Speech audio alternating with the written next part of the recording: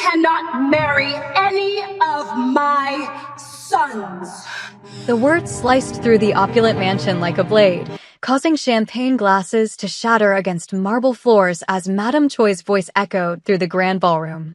Anita Williams froze, her dark skin glistening under the crystal chandelier, her engagement ring suddenly feeling like a noose around her finger. The entire Choi family gathering turned to stare, their faces a mixture of shock and barely concealed disgust. Minjun, her fiancé and heir to the most powerful Korean Mafia empire, stepped protectively in front of her, his jaw clenched with rage. "Mother, you've crossed a line," he growled, but the damage was already done. In that moment, Anita realized she wasn't just fighting for love, she was walking into a war where her very existence was the battlefield. If you're ready to dive into a world where love meets danger, where forbidden romance ignites explosive family feuds, and where one woman's fight for acceptance could destroy everything, then you're in the right place. Hit that subscribe button and ring the notification bell because you won't want to miss how this dangerous love story unfolds. Trust me, you've never seen anything like what's coming next. The silence that followed Madame Choi's declaration was deafening. Anita's heart hammered against her ribcage as she watched the woman who was supposed to become her mother-in-law glare at her with pure venom.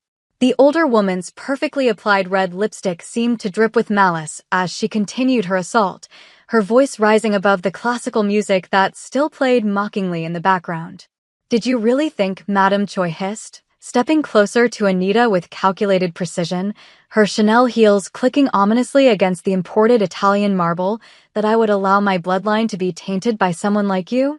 My family has ruled Korea's underworld for 3 generations. We don't mix with outsiders, especially not with—" She paused, her eyes scanning Anita from head to toe with obvious disgust, people who clearly don't understand their place in this world. The gathered crowd of Seoul's criminal elite watched the spectacle unfold like vultures circling prey. Anita could feel their eyes dissecting her, cataloging every detail of her appearance, her dress, her very existence in their pristine world of inherited power and blood money.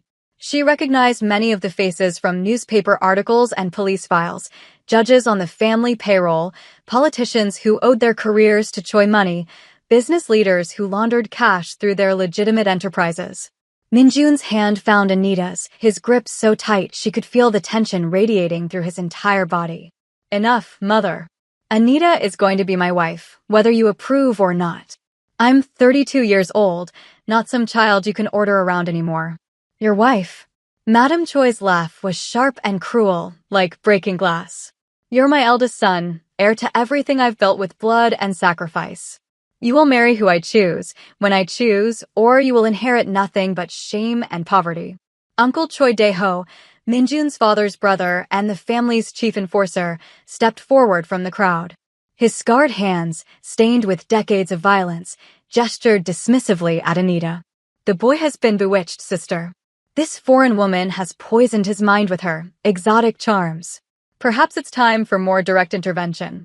Anita finally found her voice, though it trembled with a mixture of hurt and growing anger. "Mrs. Choi, with all due respect, I love your son deeply. I've proven my loyalty to this family more times than I can count. When the Yakuza tried to assassinate Minjun last year, I took a bullet meant for him. I've helped grow your empire's international connections, brought in contracts worth millions of dollars. You've been useful." Madame Choi cut her off dismissively, waving her hand as if brushing away an annoying insect. "Like a good employee. Like an expensive tool. But that doesn't make you family material. You see, my dear, there are certain standards that must be maintained. Bloodlines that must be preserved. You." She paused, savoring the cruelty of her next words. "You are a temporary distraction, nothing more." The crowd began to murmur among themselves, creating a buzzing tension that made Anita's skin crawl. She could hear whispered comments in Korean, some of which she understood well enough to know they were discussing her like a piece of merchandise that had been found wanting. "You know what I see when I look at you?" Madame Choi continued, circling Anita like a predator. "I see ambition without breeding, desperation masquerading as love, and the dangerous delusion that you could ever truly belong in our world." Minjun stepped forward, his voice dropping to the dangerous tone that made enemies tremble and allies step carefully. Mother, you're making a mistake. Anita isn't going anywhere, and neither am I. I've given you the courtesy of introducing my future wife to the family, but I didn't come here asking for permission. We'll see about that. Madame Choi's smile was predatory as she gestured to two men in black suits who materialized from the shadows like demons summoned from hell. These weren't ordinary security guards. Anita recognized them as elite enforcers, men whose loyalty to the family was absolute and whose methods were legendary in Seoul's underworld. Mr. Kim, Mr. Park, please escort Miss Williams out. She's no longer welcome in my home. Don't you dare touch her, Minjun snarled, his hand moving instinctively toward the weapon concealed beneath his tailored Italian jacket. The temperature in the room seemed to drop several degrees as father and son faced off, years of accumulated tension finally reaching a breaking point. But Anita placed a gentle hand on his arm, stopping him before he could escalate the situation beyond repair. Her eyes never left Madame Choi's face as she spoke with quiet dignity that somehow carried more power than all the shouting and threats. I'll leave, Mrs. Choi. But this isn't over. Your son loves me, and I love him. You can't change that with threats and intimidation, no matter how many men in suits you have at your disposal. Can't I? Madame Choi's eyes glittered with malicious intent, like a snake preparing to strike. You have no idea what I'm capable of, little girl. You've lived in America, where people believe in fairy tales about love conquering all. This is Korea. This is the real world. Here, power is everything and you have none. As Anita turned to leave, her head held high despite the humiliation burning in her chest, Minjun caught her hand. His voice was low, meant only for her ears, but the emotion in it was raw and desperate. I'm coming with you. We'll face this together, like we always have. No, Anita whispered, her voice breaking slightly as she fought back tears that she refused to let these people see. Stay.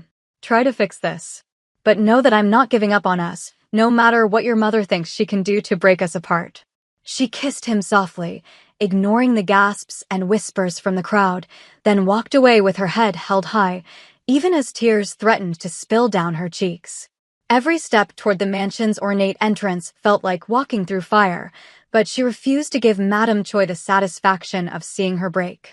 Outside the mansion, Anita sat in her car for several minutes, hands shaking as she tried to process what had just happened. The engagement ring on her finger caught the light from the estate's elaborate security system, throwing tiny rainbows across the dashboard. For 2 years, she'd convinced herself that love would be enough, that she could prove herself worthy of acceptance into Minjun's world. Tonight had shattered that naive hope like glass against stone. Her phone buzzed with a text from Minjun. I'm going to make this right. I love you more than anything in this world.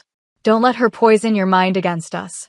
But before she could respond, another message appeared from an unknown number.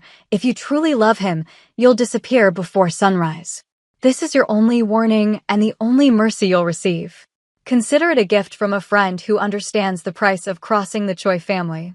The message sent ice through her veins, but also ignited something else, a fierce determination that had carried her through childhood poverty, through university on scholarships, through building her own successful consulting business from nothing.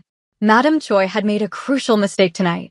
She'd assumed that Anita was weak, that she would crumble under pressure and slink away into the night. She had no idea who she was dealing with. 3 days later, Anita was working late at her consulting firm when she received an unexpected visitor. Choi Hyun-woo, Minjun's younger brother, appeared in her office doorway looking disheveled and panicked. His usually perfect appearance was marred by wrinkled clothes and dark circles under his eyes, suggesting he hadn't slept in days. Anita, we need to talk, he said, glancing nervously over his shoulder as if expecting to be followed. It's about Minjun, and it's worse than you think. Her blood ran cold, but she forced her voice to remain steady. What about him?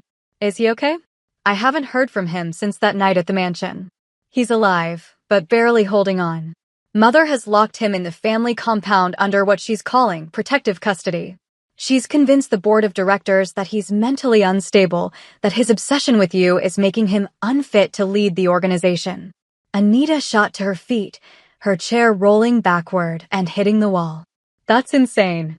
Minjun is the most level-headed, strategic person I know. The family's international expansion success is entirely due to his leadership. Tell that to the doctor mother paid $50,000 to declare him psychologically unfit. Dr. Yoon is a respected psychiatrist with a gambling addiction that mother has been enabling for years. His official diagnosis states that Minjun is suffering from a severe psychological break brought on by an unhealthy obsession with a woman who represents everything his subconscious mind has been trained to reject. The clinical coldness of the fabricated diagnosis made Anita feel sick. She's planning to have him committed to a psychiatric facility, isn't she? Hyunwoo's laugh was bitter and hollow. Worse than that. She's already made arrangements with a private facility in Switzerland, the kind of place where wealthy families send embarrassing relatives to disappear quietly. Once he's there, officially receiving treatment for his mental breakdown. His voice trailed off ominously. She can control the family empire indefinitely, claiming she's acting in his best interests. And anyone who questions her authority can be told that her poor son's mind was destroyed by his dangerous infatuation with an unsuitable woman. It's actually brilliant, in a completely evil way. Anita began pacing behind her desk, her mind racing through possibilities and scenarios. She can't do that. It's kidnapping, fraud, conspiracy. There have to be legal remedies. Hyunwoo's expression was grim. She's Madam Choi. She owns judges, prosecutors, police commissioners. Half the Korean legal system owes their careers to her money and influence. The other half is too terrified of her to act against her interests. Then what are you suggesting? That I just give up and let her destroy the man I love? I'm suggesting that maybe it's time someone played the game by her rules. Hyunwoo leaned forward, his voice dropping to barely above a whisper. But if you choose to fight back, you need to understand what you're up against. Mother doesn't just run a criminal empire, she is the criminal empire. She's spent 40 years building a network of corruption that reaches into every level of Korean society. You're talking about taking on your own mother. I'm talking about saving my brother from a woman who would rather see him destroyed than admit she was wrong about anything. His eyes were hard with resolve. She stopped being my mother the moment she decided that power was more important than family. That night, Anita found herself in an underground club in Seoul's Gangnam district, a place where information was currency and loyalty could be bought with the right combination of money and mutual benefit. The club's entrance was hidden behind a legitimate restaurant, accessible only to those who knew the right passwords and had the right connections. Hyunwoo had arranged a meeting with someone who could help, but he'd been deliberately cryptic about the details, insisting that some conversations could only happen in person.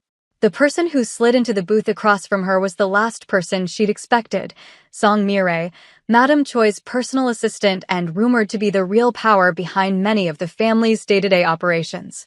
Mireille was elegant and composed, her designer clothes and perfect makeup giving no hint of the deadly intelligence that had made her indispensable to one of Korea's most dangerous women. "You're surprised to see me," Mireille observed, her voice carrying only the slightest hint of accent despite her perfect English. "You shouldn't be. I've been waiting for someone like you to challenge the old woman for years. Someone like me? Someone with nothing to lose and everything to fight for. Someone who doesn't understand that some battles can't be won through conventional means." Mireille's smile was sharp enough to cut glass. Someone naive enough to think that love actually matters in our world. Anita studied the other woman carefully, looking for signs of deception or manipulation. "Why would you want to help me? You've worked for Madam Choi for 15 years. You're her most trusted advisor." Mireille's laugh was soft but bitter. "Trusted? Yes, I suppose I am. But love and trust are very different things, as you're learning. You want to know why I would help you?"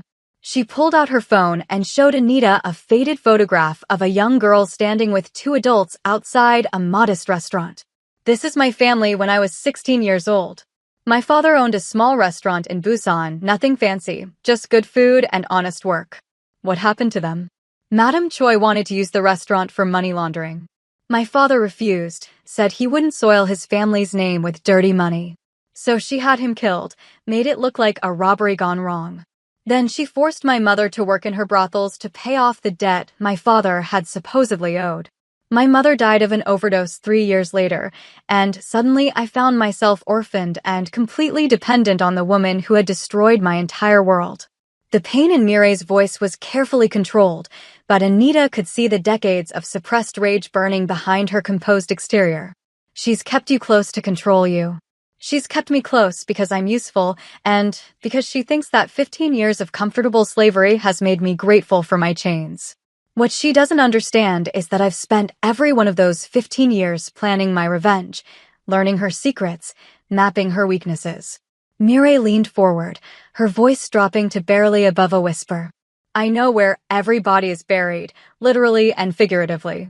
I know which politicians are on her payroll, which judges owe their careers to her influence, which police officers look the other way when her people break the law. And what do you want from me? Help me bring down her empire from the inside, and I'll help you save Minjun. But understand this, once we start down this path, there's no going back. Madame Choi will try to destroy everything and everyone you care about. Your family in America, your business, your reputation, nothing will be off limits. Before Anita could respond, her phone buzzed with a notification. A video message from an unknown number.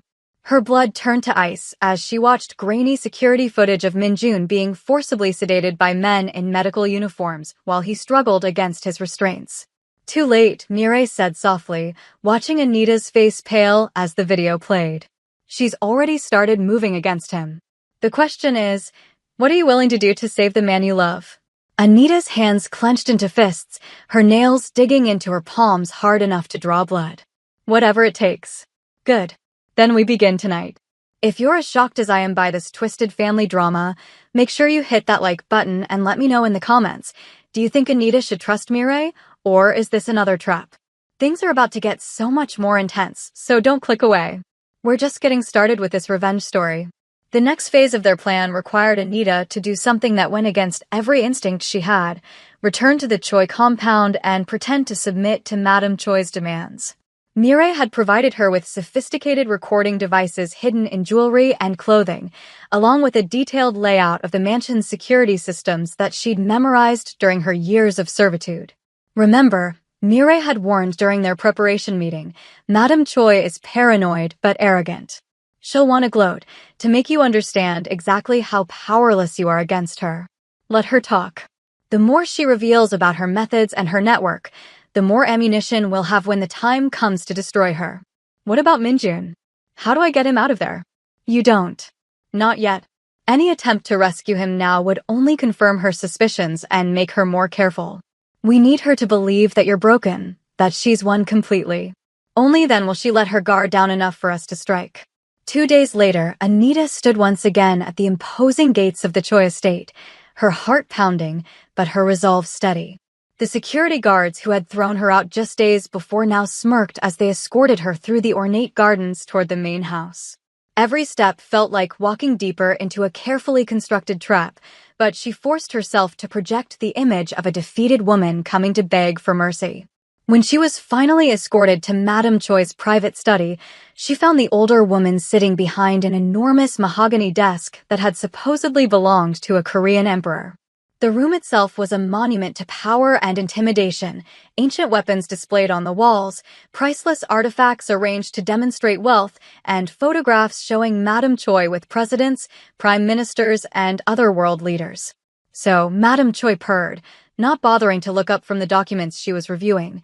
The little bird has come crawling back to the nest. I must admit, I'm surprised. I expected you to have more pride than this. I've come to negotiate, Anita replied, keeping her voice steady despite the fear churning in her stomach. Negotiate. Madame Choi's laugh was sharp and mocking. My dear child, you have nothing to negotiate with. My son is safely away from your influence, receiving the psychiatric care he needs to recover from this unfortunate obsession. Your business is hemorrhaging clients. Word travels fast in Seoul about people who displease the Choi family. Your visa status is under review by immigration officials who happen to be old friends of mine. Anita felt each revelation like a physical blow, but forced herself to remain composed. What do you want from me? Madame Choi finally looked up, her eyes cold and calculating. I want you to disappear completely. Change your name, leave Korea, never contact any member of my family again. In exchange, I'll allow Minjun to return home once he's recovered from his delusions. And if I refuse? The older woman stood and walked to a wall of family portraits, her finger tracing Minjun's face in one of the photographs with disturbing tenderness. Then my son will spend the rest of his life in that Swiss facility, believing that you abandoned him when he needed you most. The doctors there are quite skilled at memory modification therapy, you see. They can help patients forget traumatic experiences, unhealthy obsessions. She turned back to Anita with a smile that was pure evil. He'll forget you ever existed. The threat of having Minjun's memories altered was like a knife to Anita's heart, but she forced herself to keep listening, knowing that every word was being recorded by the hidden devices Mireille had provided. Of course, Madame Choi continued, returning to her desk and pulling out a thick file, there are other ways to ensure your compliance. Your family in America, for instance. Your sister Sarah, who just started her residency at Emory University Hospital. Such a promising young doctor, it would be terrible if something happened to derail her career. And your parents, with their charming little restaurant in Atlanta, such a shame how often restaurants fail due to health code violations or immigration issues. The threat against her family was the final straw, confirming everything Mireille had warned her about. Madame Choi wasn't just ruthless, she was comprehensive in her cruelty, willing to destroy innocent people to maintain her control. Anita stood slowly, her voice deadly quiet. You just made a very serious mistake, Mrs. Choi. Did I? And what exactly are you going to do about it, little girl? You're alone in my house, surrounded by my people. You have no power here, no leverage, no resources. You're nothing but a temporary inconvenience that I'm graciously allowing to remove herself voluntarily. That's where you're wrong. Anita pulled out her phone, showing the recording app that had been running throughout their conversation. I have everything I need to destroy you. Madame Choi's laugh was genuinely amused. Oh, my dear child. Do you think I'm afraid of some little recording? I own prosecutors, judges, journalists. That device is worthless to you. Maybe this one is.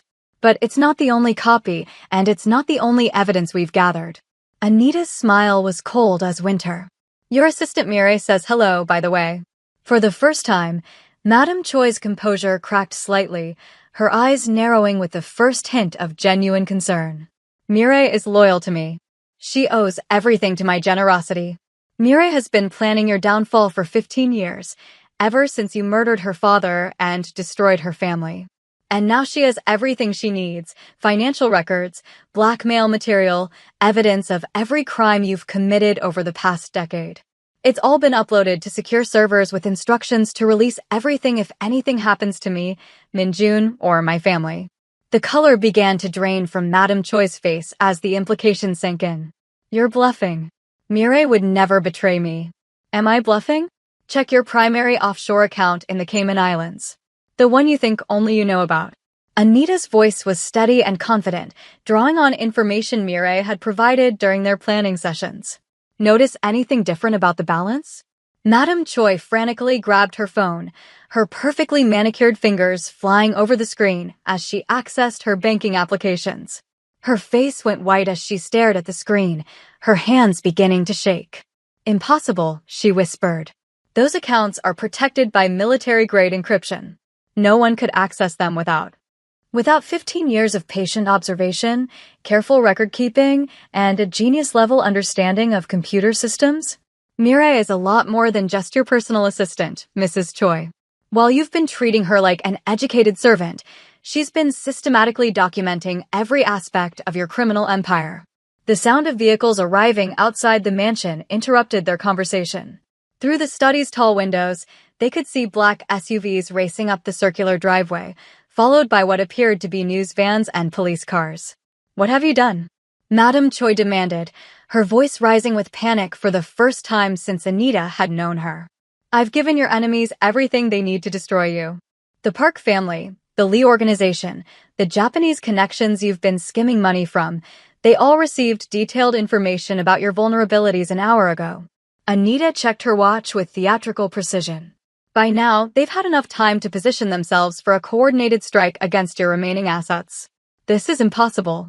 My security systems would have detected any breach, any unauthorized access to my files. Your security systems were designed to keep outsiders from getting in. They weren't designed to stop someone who's had administrative access for 15 years from copying everything she wanted. Anita moved toward the window, watching as armed figures emerged from the vehicles outside. Mireille has been the perfect inside woman, patient, thorough, and completely invisible until the moment she chose to strike. Madame Choi was now visibly shaking, her legendary composure completely shattered.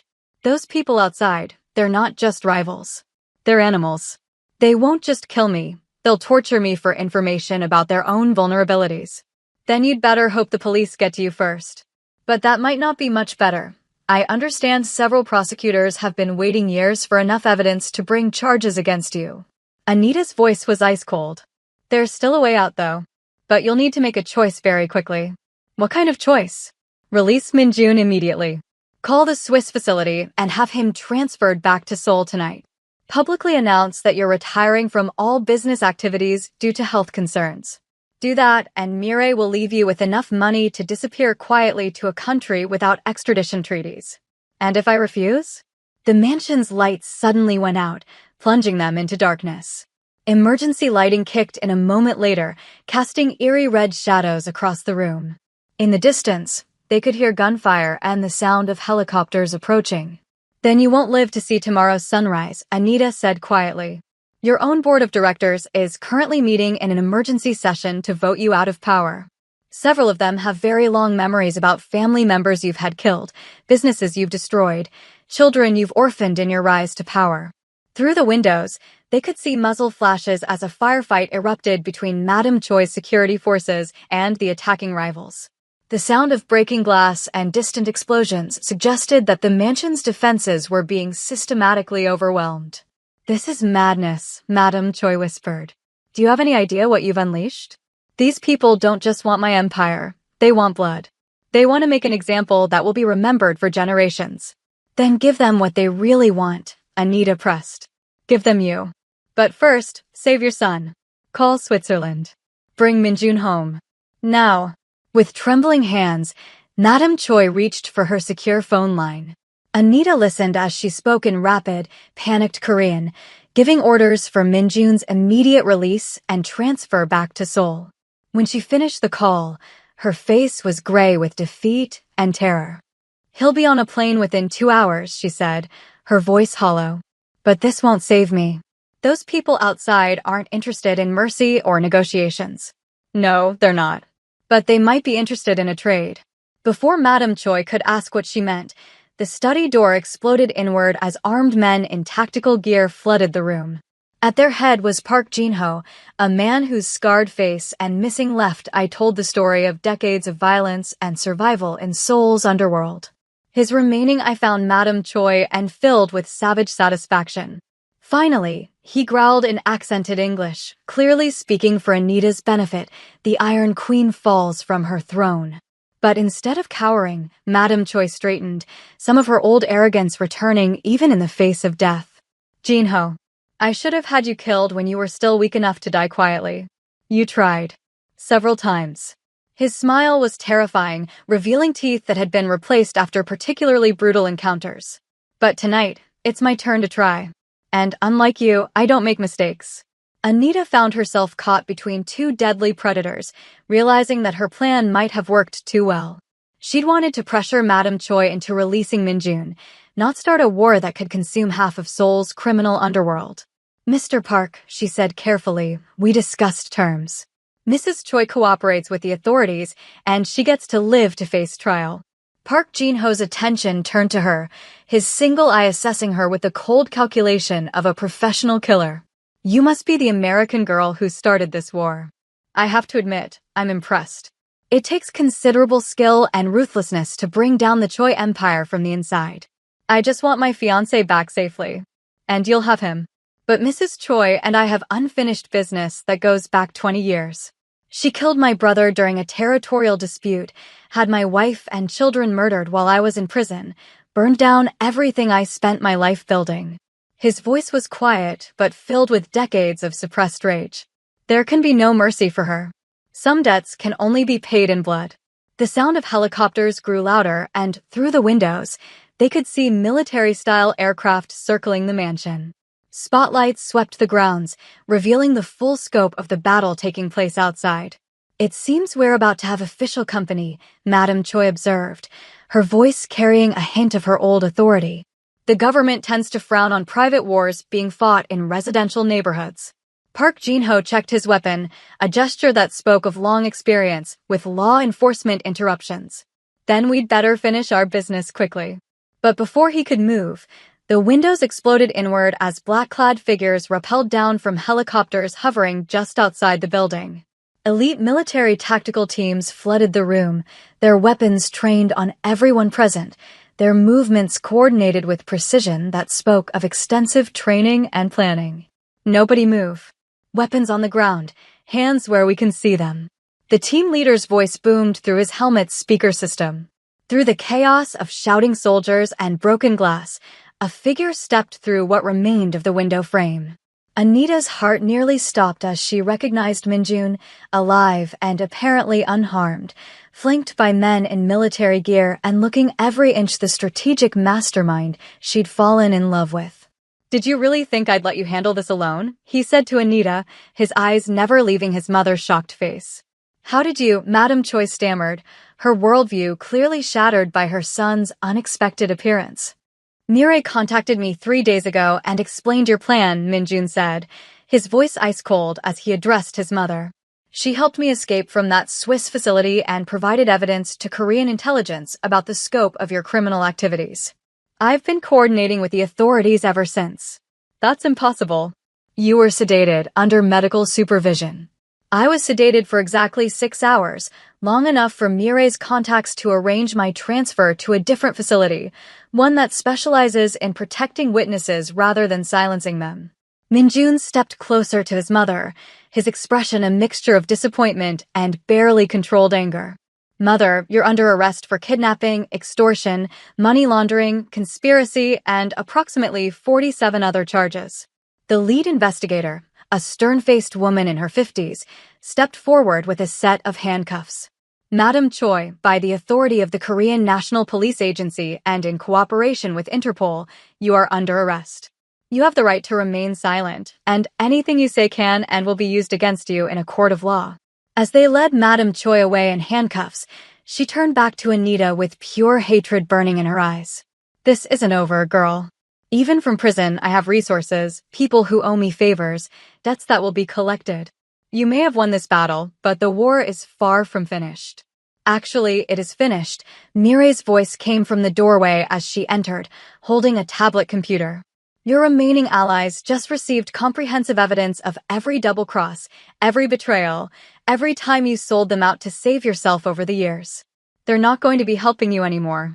In fact, several of them are currently competing to see who can provide the most damaging testimony against you."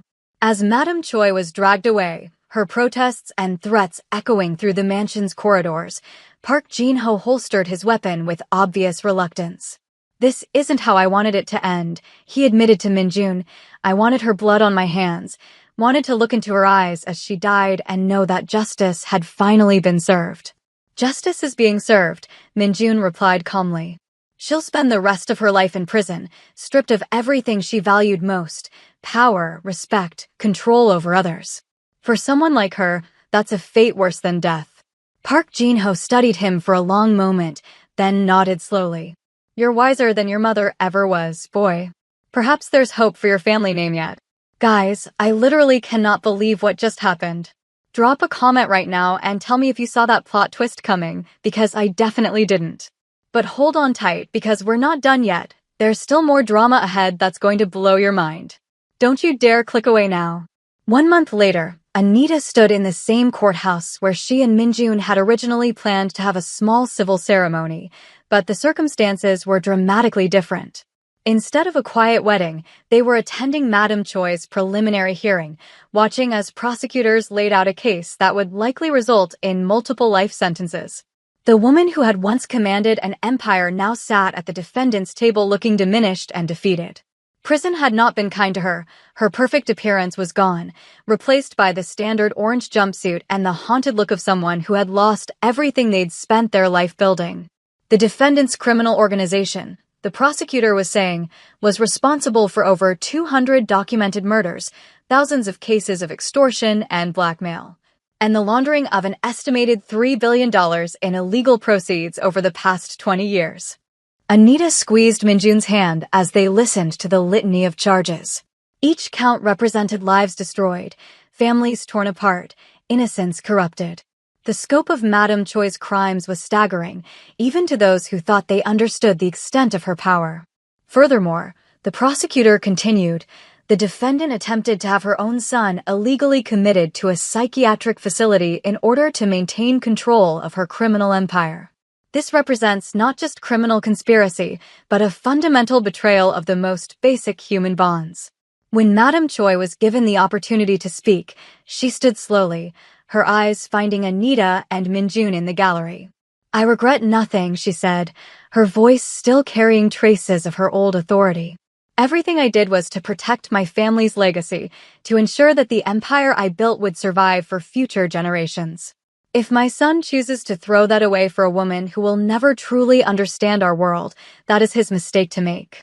Minjun started to stand, anger flashing in his eyes, but Anita pulled him back down. Don't give her the satisfaction, she whispered. She's already lost everything that matters. The judge set a trial date for 6 months in the future and ordered Madame Choi held without bail, citing her extensive criminal network and history of violence.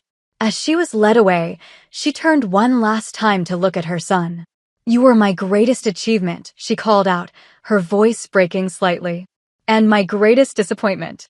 Outside the courthouse, reporters swarmed around them, shouting questions about the case, their relationship, and their plans for the future. Minjun handled the media attention with practiced ease, making a brief statement about their commitment to helping victims of organized crime and their intention to use their experience to prevent others from suffering similar trauma. Miss Williams, one reporter called out, how does it feel to know that your relationship was the catalyst for bringing down one of Korea's most powerful crime families? Anita considered the question carefully before answering. Love isn't supposed to be easy, but it's supposed to be worth fighting for. What happened here wasn't about bringing down a crime family. It was about refusing to let fear and hatred win over love and justice. 3 weeks after the hearing, they finally had their wedding ceremony, this time in a small garden overlooking Seoul's skyline. The guest list was carefully curated, close friends, family members who had supported their relationship, and several people whose lives had been touched by their fight against the Choi Empire. Hyunwoo served as best man, having proven his loyalty throughout the ordeal and earned a role in the legitimate businesses they were building from the ashes of his mother's criminal empire. Mireille stood as Anita's maid of honor, having become not just an ally, but a genuine friend through their shared experience of survival and justice. You may kiss the bride, the minister announced, and Minjun didn't need to be told twice. As their lips met, the small crowd erupted in applause, but all Anita could hear was her heartbeat and Minjun's whispered, I love you, against her ear. The view from the garden encompassed the entire city spread out below them, a city where they'd fought for their love and won, but also where new challenges would inevitably arise. The reception was held at a restaurant owned by one of Minjun's cousins, a warm, family-owned place that felt like home rather than a display of wealth and power. As they swayed together on the makeshift dance floor, Minjun pulled Anita closer. Do you regret any of it? He asked softly. Everything you went through to be here, everything you had to sacrifice and risk? Never, she replied without hesitation. Though I have to admit, when your mother said I couldn't marry any of her sons, I didn't expect to prove her wrong quite so dramatically. She always underestimated the people she saw as beneath her station. It was her greatest weakness and ultimately what brought about her downfall. Speaking of what comes next, Anita glanced around the room at their guests, many of whom were former criminals trying to build legitimate lives. Are you ready for the challenge ahead? Taking over the legal businesses, cleaning up the family's reputation, helping people escape the criminal world. Minjun's smile was confident but tempered with the wisdom that came from surviving their ordeal. With you by my side, I'm ready for anything. We've already proven that love can overcome the worst that people can do to each other. But even as they celebrated their victory and their love, both of them knew that their triumph came with ongoing responsibilities and potential dangers. The criminal empire that Madame Choi had built was in shambles, but that left a power vacuum that other families and organizations were eager to fill. The legitimate businesses they'd inherited carried decades of complicated relationships and obligations that would require careful navigation. Moreover, the very public nature of their victory had made them symbols of resistance against organized crime, which brought its own risks and responsibilities. They'd received messages of support from victims of criminal organizations around the world, but also threats from people who saw their success as a dangerous precedent. 5 weeks into their honeymoon in a secluded villa in Tuscany, their peaceful interlude was shattered by an urgent call from Hyunwoo. "You need to come back to Seoul immediately," he said, his voice tight with stress. "There's been a major development." "What kind of development?" Anita asked, putting the call on speaker so Minjun could listen. "Mother escaped during a prisoner transfer. 3 guards are dead, a 4th is in critical condition, and she's disappeared completely." The news hit them like a physical blow. Minjun's face went white as the implications sank in. How's that possible? She was supposed to be in maximum security, with multiple layers of protection. She still had allies we didn't know about, people who were willing to risk everything to free her.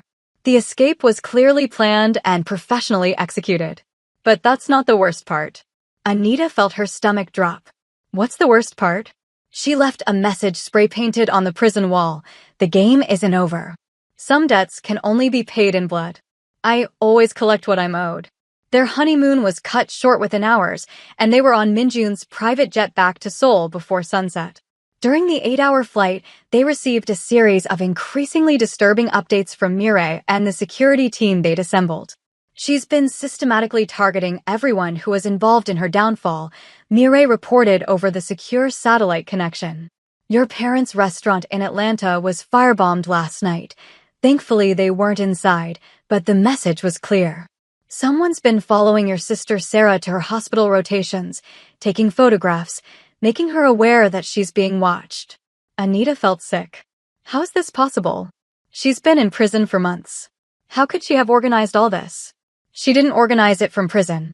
The escape was planned from the very beginning, probably before she was even arrested. She wanted us to think we'd won, so we'd let our guard down, relax our security, go back to living normal lives. Minjun's jaw was clenched so tight Anita could see the muscles jumping. "We walked right into her trap. She sacrificed months of her freedom to lull us into a false sense of security." "It gets worse," Mireille continued. "She's not just targeting your family. Park Jin-ho's warehouse was hit last night, 12 of his people are dead, and his operation has been completely destroyed. The prosecutor who led the case against her had his car bombed this morning. He survived, but barely." She's not just seeking revenge, Anita realized with growing horror. She's trying to rebuild her power base through terror, showing everyone that crossing her has consequences that last forever. By the time they landed in Seoul, the situation had escalated further. Madame Choi wasn't just targeting individuals, she was systematically attacking the infrastructure of everyone who had opposed her. Businesses were being firebombed, families were receiving death threats, and several former allies who had testified against her had been found dead in ways that sent clear messages to others who might consider cooperation with authorities. "She's recruited professional killers," Mireille explained as they huddled in a secure safe house on the outskirts of the city. "Military contractors from Eastern Europe, mercenaries with no ties to Korea and no concern for local politics. They're just here to complete contracts and collect payment." "How many?" Minjun asked grimly. "Our intelligence suggests at least 30, possibly more. They're well-funded, well-equipped, and completely ruthless." The weight of their situation settled over them like a suffocating cloud. They weren't just fighting one vengeful woman anymore.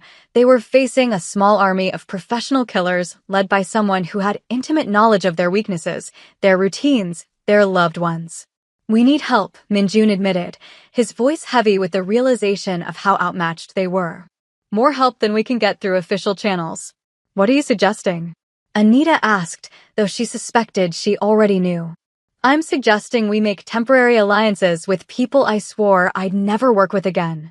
2 days later, Anita found herself in another underground meeting, this one in an abandoned subway station beneath Seoul. Minjun was negotiating with representatives from 3 rival crime families, trying to convince them that Madame Choi's return represented a threat to all of them. "The old woman has lost her mind," declared Lee Sang-wook, the elderly head of the Lee crime family. Hiring foreign mercenaries, attacking families instead of just the people who wronged her directly, leaving evidence everywhere like some kind of amateur. "She's violating every rule we've operated by for 50 years.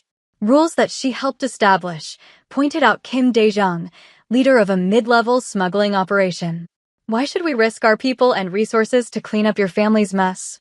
"Because if you don't stop her now, you'll be next on her list," Minjun replied with quiet conviction. "This isn't just about revenge against me and my wife. She's trying to destabilize the entire power structure of organized crime in Seoul. Today it's us, tomorrow it could be any of you who crosses her or refuses to acknowledge her authority." The negotiations continued for hours, with each family leader demanding concessions, guarantees, and compensation for their involvement. The irony wasn't lost on Anita that they were asking for help from the same types of criminals they'd been working to oppose, but survival sometimes required uncomfortable compromises. "The price of your mother's madness is too high for all of us to pay," Lee Sang-wook finally concluded. "We'll provide manpower and intelligence to help track her down, but in exchange, we want territorial concessions and a significant portion of the legitimate business empire you're building." "Agreed," Minjun said without hesitation, understanding that the alternative was likely death for everyone they cared about. "There's one more condition," Kim Dae-jung added. "When we find her, we handle the final justice our way. No more arrests, no more trials. Some problems can only be solved permanently." Minjun looked at Anita, seeing the conflict in her eyes. They'd fought so hard to choose justice over revenge, to prove that legal solutions were better than violence. But Madame Choi had shown that she would never stop, never accept defeat, never allow them to live in peace. "Agreed," Anita said quietly, the words tasting bitter but necessary. The final confrontation came sooner than any of them expected. Mireille's expanded intelligence network, now supported by the resources of multiple criminal organizations, located Madame Choi's new base of operations within 48 hours. She had taken over an abandoned industrial complex on the banks of the Han River, turning it into a fortress complete with armed guards, surveillance systems, and multiple escape routes. The choice of location was strategically brilliant, close enough to the city center to launch attacks, but isolated enough to avoid casual detection. "She's not planning to run this time," Mireille observed as they studied aerial reconnaissance photos of the compound. "She's planning to make her final stand, to force a confrontation that will end with either complete victory or complete destruction. Then we give her the war she wants," Minjun said grimly, "but we make sure we're the ones who survive it." "No." Anita's voice was quiet but firm, cutting through the planning session. "We don't become the monsters she wants us to be. There has to be a better way." "What are you suggesting?" Lee Sang-wook asked, clearly skeptical that any solution short of overwhelming violence would be effective. "I'm suggesting we give her what she really wants, a chance to face me personally. She's not going to stop hunting us as long as I'm alive and married to Minjun. But if I offer to trade myself for the safety of everyone else?" "Absolutely not," Minjun's voice was steel. "I'm not losing you to her games, not after everything we've been through together. You won't lose me. But she needs to think she's finally won, that she's gotten exactly what she wanted from the beginning." Anita turned to Mireille. "Can you get a message to her? Tell her I want to make a final deal, my life for everyone else's freedom." The meeting was set for midnight at the abandoned industrial complex. Madame Choi had agreed to see Anita alone, though everyone involved knew that alone was relative. The facility would be crawling with armed guards and hidden weapons on both sides. Anita approached the compound wearing multiple tracking devices and a Kevlar vest concealed beneath her clothes, though she had little confidence that such precautions would matter if Madame Choi was truly intent on killing her. The industrial complex was a maze of rusted machinery, broken windows, and shadows that could conceal an army of threats. She found Madame Choi waiting in what had once been the main assembly floor, seated on an ornate chair that had clearly been brought in specifically for this meeting. The older woman looked different, thinner, harder, with the desperate edge of someone who had lost everything and had nothing left to lose. So Madame Choi said, her voice echoing in the empty space, "The little bird has finally come home to roost. I must admit, I'm impressed by your courage, if not your intelligence. I've come to make a final deal. You stop targeting my family, you call off your mercenaries, you leave Minjun alone to build whatever life he chooses. In exchange, I disappear forever. You'll never see me or hear from me again." Madame Choi's laugh was sharp and bitter. "Oh, my dear, naive girl. You still don't understand what this has become. This was never just about you disappearing. This is about paying for the humiliation you caused me, the empire you helped destroy, the son you turned against his own mother." Armed figures emerged from the shadows surrounding them, but instead of the European mercenaries Anita had expected, she recognized several faces. Former Choi family soldiers who had remained loyal to their matriarch even through her imprisonment and disgrace. "You see," Madame Choi continued, standing slowly and walking closer with predatory grace, "I've had months to think about this moment, to plan exactly how I wanted it to unfold. Killing you quickly would be a mercy you don't deserve. Instead, I'm going to destroy you slowly, piece by piece, starting with the people you love most." "What are you talking about? Minjun isn't here, isn't he?" Madame Choi smiled with cold satisfaction as more guards entered the space, dragging a bound figure between them. Anita's heart stopped when she saw Minjun's face, bruised and bloodied but alive, his eyes burning with rage despite his helpless situation. How Anita began, her mind struggling to process how their carefully laid plans had gone so catastrophically wrong. "Did you really think I wouldn't anticipate your little rescue attempt?" Madame Choi's smile was triumphant. "I've been playing these games since before you were born, child. Your husband walked directly into my trap the moment he tried to position his people around this facility." Anita felt the crushing weight of failure settling over her. They'd been so focused on protecting her during this meeting that they'd left Minjun vulnerable to capture, exactly as Madame Choi had planned. Now, the older woman continued, "You're both going to pay for your defiance. But first, I want you to understand exactly what your love has cost. Because of your selfishness, your refusal to simply disappear when I gave you the chance, good people are going to die tonight." But before she could elaborate on her threats, the lights suddenly went out, plunging the entire facility into darkness. Emergency lighting flickered on a few seconds later, but in those crucial moments of confusion, everything changed. The sound of gunfire erupted from multiple directions as the allied crime families launched their coordinated assault. Smoke grenades filled the air, creating chaos and confusion among Madame Choi's guards. In the mayhem, Anita threw herself toward Minjun, trying to reach him before the crossfire became deadly. "You planned this!" Madame Choi screamed over the noise of automatic weapons and shouted orders. "You used yourself as bait." "No," came Mireille's voice from somewhere in the smoke-filled darkness. "We used her as a distraction. While you were focused on your grand confrontation, we were systematically dismantling your entire operation." The gunfire gradually subsided as Madame Choi's forces were overwhelmed by the superior numbers and firepower of the allied families.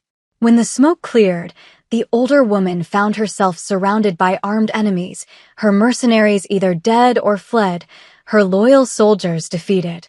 "It's over," Minjun said as Anita cut through his restraints with a knife one of their allies had provided. "Mother, this time it's really over." But Madame Choi wasn't finished. Even facing certain death, she maintained the arrogance that had defined her entire life. "You think you've won something here tonight? You've just replaced one criminal empire with 3 others. Seoul's underworld doesn't get cleaned up, it just changes management." "Maybe," Anita replied, helping Minjun to his feet. "But at least the new management doesn't destroy families for sport."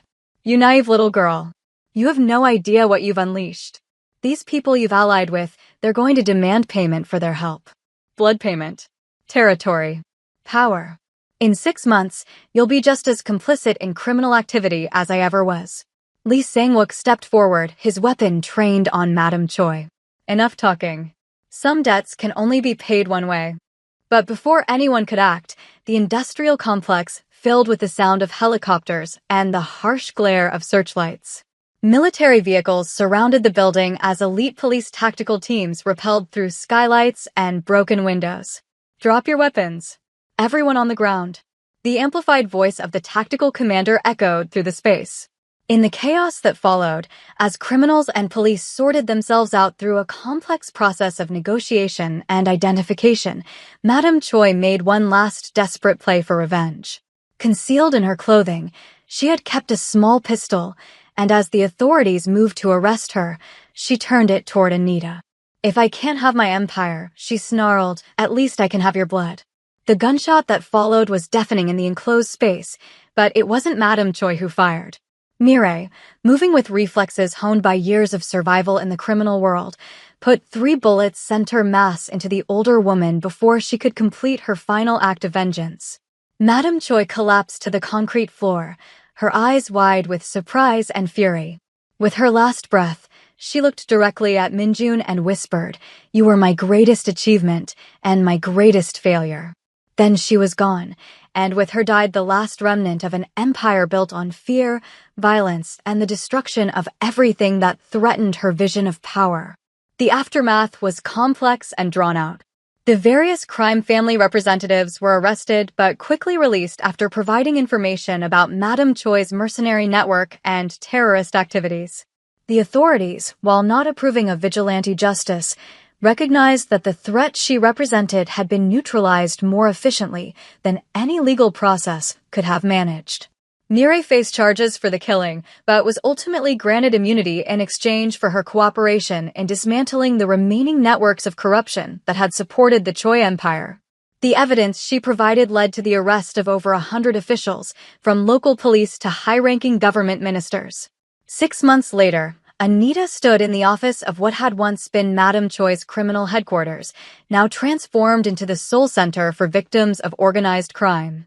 The irony wasn't lost on her that the woman who had tried to destroy her life had ultimately provided the resources necessary to help thousands of people escape similar fates.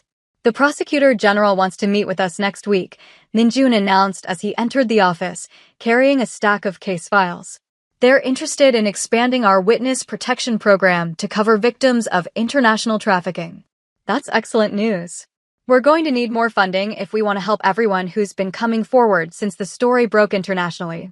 Their work wasn't without its dangers and complications.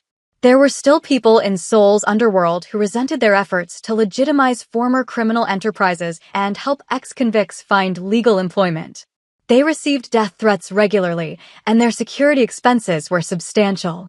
But for the first time since they'd met, Anita felt like they were building something genuinely positive instead of just surviving from one crisis to the next. "Any word from the families we've been helping?" she asked. Minjun smiled, the expression transforming his face completely. "The Kim family, the one whose father was killed for refusing to launder money through his restaurant, they reopened the business last week using a loan from our foundation. Mrs. Park, whose daughter was trafficked by one of Mother's operations, just graduated from our job training program and has been hired as a social worker. And the children? 37 kids have been placed in safe homes, and the trauma counseling program has a waiting list of over 100 families. We're making a real difference, Anita." Their personal life had also flourished in ways they hadn't dared hope for during the darkest moments of their fight for survival. The small apartment they'd chosen over the family mansion had become a sanctuary where they could simply be themselves, not heirs to a criminal empire or symbols of resistance, just two people who had found something worth fighting for in each other. But their story took an unexpected turn one evening as they were walking through downtown Seoul, returning from dinner with Mireille and her new boyfriend, a former police detective who had been instrumental in cleaning up corruption in the city government. "Anita," Minjun said suddenly, stopping in the middle of the busy sidewalk and reaching into his jacket pocket, "there's something I've been wanting to ask you." "Minjun, what are you?" she began, then stopped as she saw what he was pulling out of his pocket. It was a ring, but not the expensive diamond engagement ring his mother had insisted he give her originally.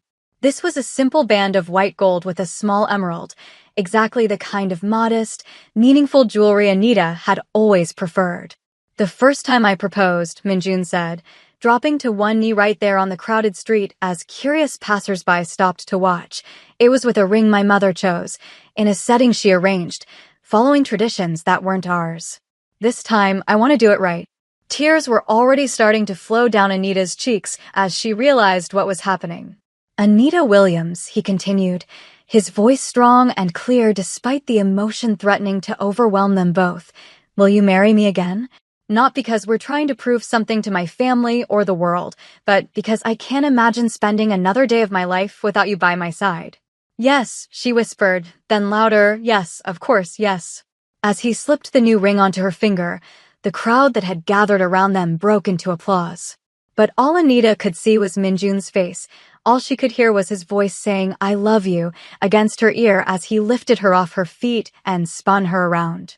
This time, their wedding was exactly what they wanted, a small ceremony in a traditional Korean garden, with only their closest friends and the family members who had truly supported them through everything. Hyunwoo served as best man again, but this time he was joined by two of the children they'd helped rescue from trafficking operations. Mireille was maid of honor, and her speech brought everyone to tears as she talked about what it meant to choose love over revenge, hope over hatred.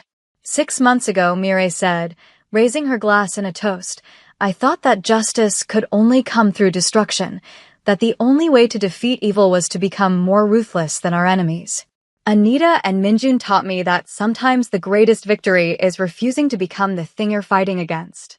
As they danced to their first song as newlyweds, again, Anita looked around at the faces surrounding them. Former criminals who were building new lives, police officers and prosecutors who had risked their careers to fight corruption, social workers and counselors who dealt with the human cost of organized crime every day. "Do you think she would have approved?" Minjun asked quietly, and Anita didn't need to ask who he meant. "I think she would have hated everything about this," Anita replied honestly. "And I think that means we got it exactly right." But even as they celebrated their love and their victory over the forces that had tried to destroy them, neither of them could shake the feeling that their story was far from over. The criminal world they'd helped disrupt was slowly reorganizing itself around new power structures, and some of those structures included people who saw the Choi family's transformation as either an opportunity or a threat. 3 weeks into their second honeymoon, this one in a remote villa on the Greek island of Santorini, their peace was interrupted by an encrypted call from Seoul. "There's been a development." Hyunwoo's voice was tense even over the secure satellite connection. "Someone's been asking questions about you too, offering significant money for information about your location, your security arrangements, your daily routines." "What kind of someone?" Minjun asked, his voice immediately shifting to the alert tone Anita recognized from their days of crisis. "International. Professional. The kind of people who don't ask questions unless they're planning something specific." Hyunwoo paused. "There's more. 3 of the prosecutors who worked on Mother's case have received death threats in the past week. Someone spray-painted a message on the courthouse steps. The Choi family debt remains unpaid."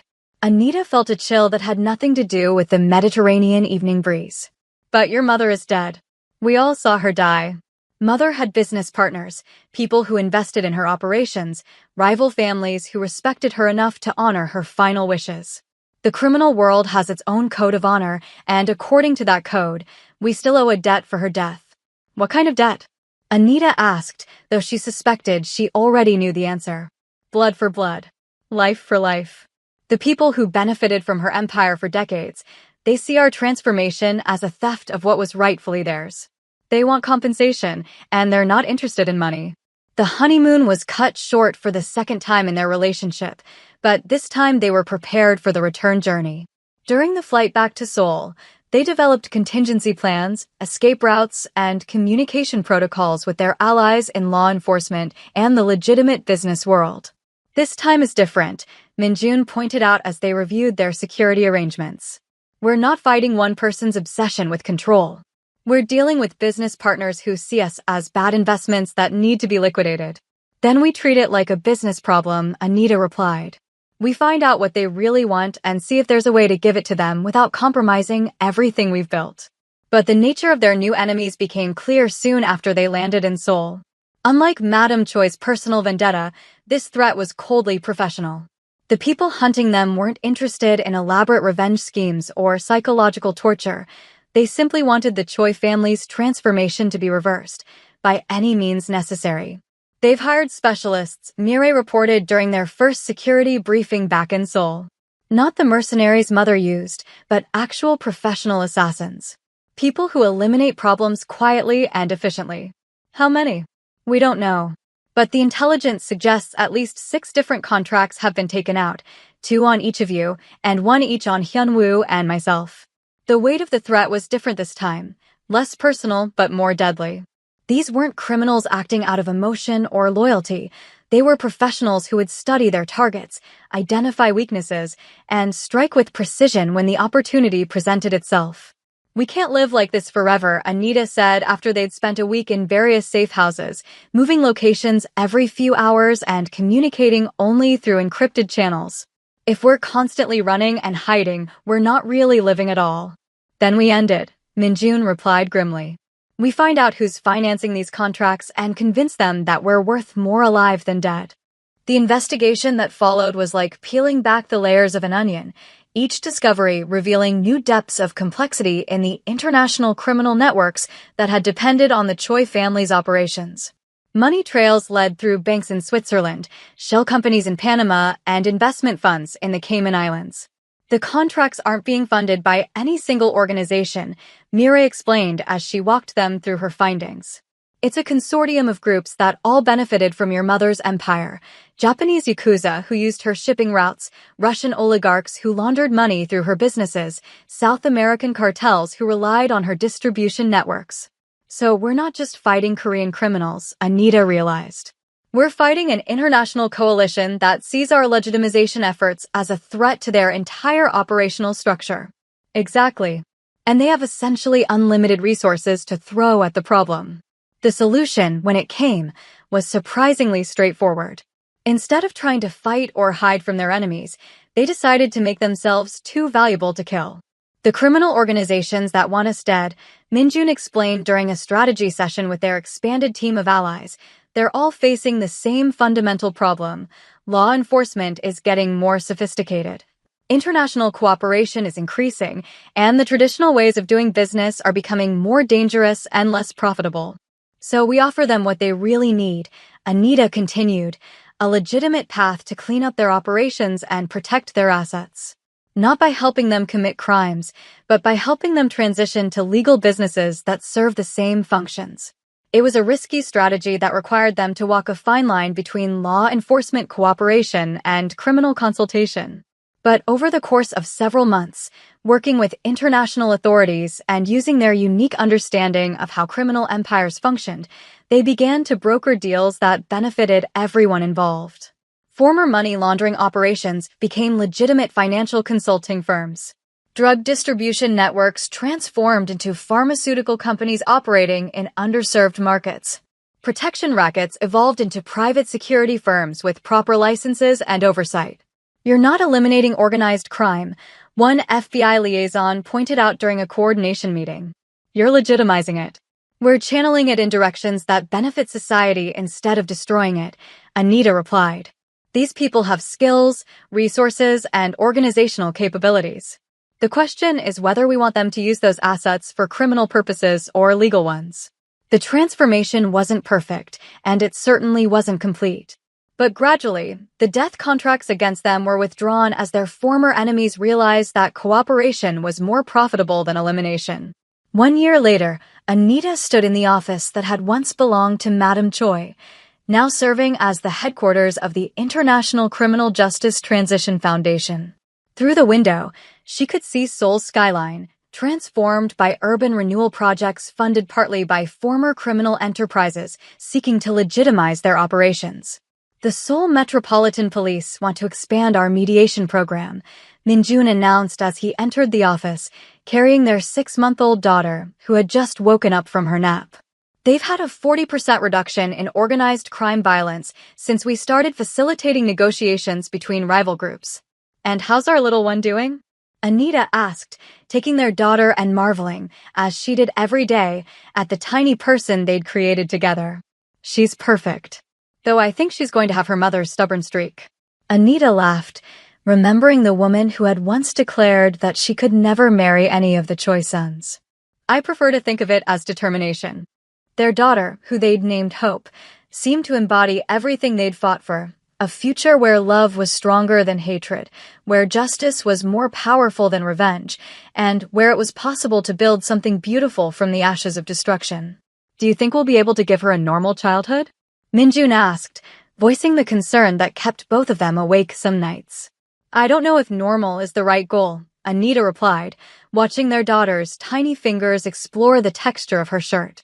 But I think we can give her something better. A childhood where she learns that love is worth fighting for, that people can change, and that sometimes the greatest victory comes from refusing to let hatred win. As they stood together in the office that had once been the center of a criminal empire, now transformed into a place of healing and justice, Anita reflected on the journey that had brought them to this moment. It had begun with a declaration of impossibility that she could never marry any of Madame Choi's sons. It had continued through betrayal, violence, and tests that had pushed them to their absolute limits. But in the end, love had proven stronger than fear, justice had triumphed over revenge, and two people who had refused to give up on each other had managed to transform not just their own lives, but the lives of countless others who had been trapped in cycles of violence and criminality.